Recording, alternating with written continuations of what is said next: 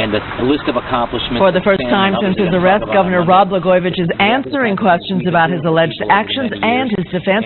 He's speaking exclusively with ABC7. Hello, everybody. I'm Linda Yu. And I'm Ravi Bajwal. Alan and Kathy are off tonight. Governor Blagojevich, along with one of his attorneys, talked with ABC7 political reporter Andy Shaw this afternoon.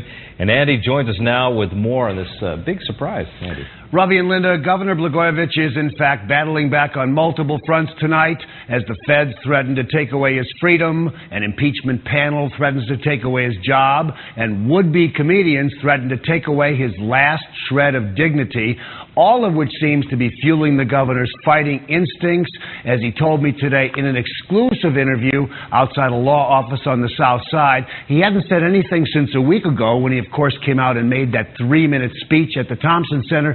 Since then, he's been ducking in and out of side entrances of legal offices. But I guess perhaps because the impeachment committee goes back to work on Monday and it's his time for a defense, he decided that this was the day to speak out. Andy, what are you doing out here? Trying to make a living. The governor's livelihood is jeopardized in the long run by a federal corruption investigation. But the immediate concern is a threat of impeachment in Springfield.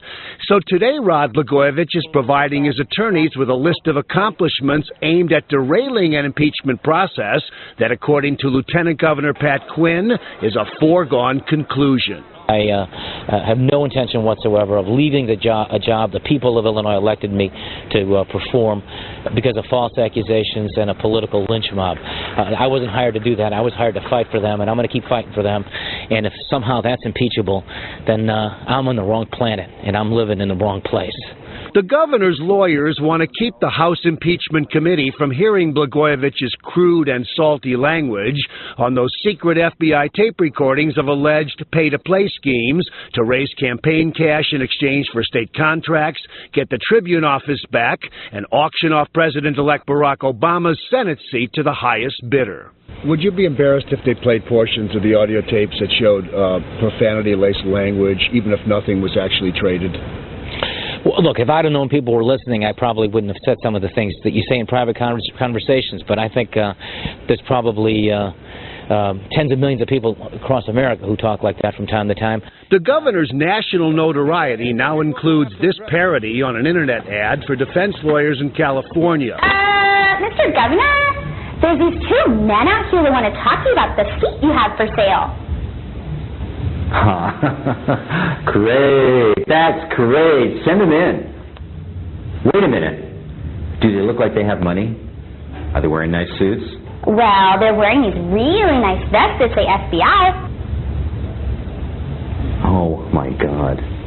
But Blagojevich, who's near wipeout on an icy sidewalk today, nearly gave the pundits more ammunition, claims the last laugh will eventually be his.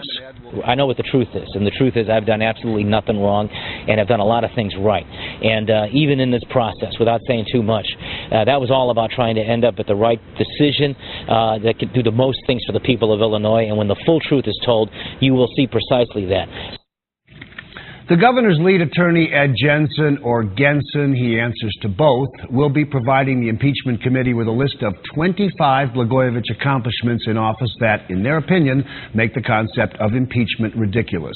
The legal team also wants to subpoena more than a dozen witnesses to defend the governor, including two of Barack Obama's top advisors, but the committee hasn't ruled on that request yet. And finally, Pat Fitzgerald hasn't told the committee if he plans to give them any of those salty undercover FBI audio recordings, so stay tuned. Next week should be filled with a lot of new revelations. Today, a bit of a surprise. Wasn't expecting him to talk, but instead of ducking out the back door, he came right out and to talk to you. Yeah. Okay. All right, Andy. Thank you.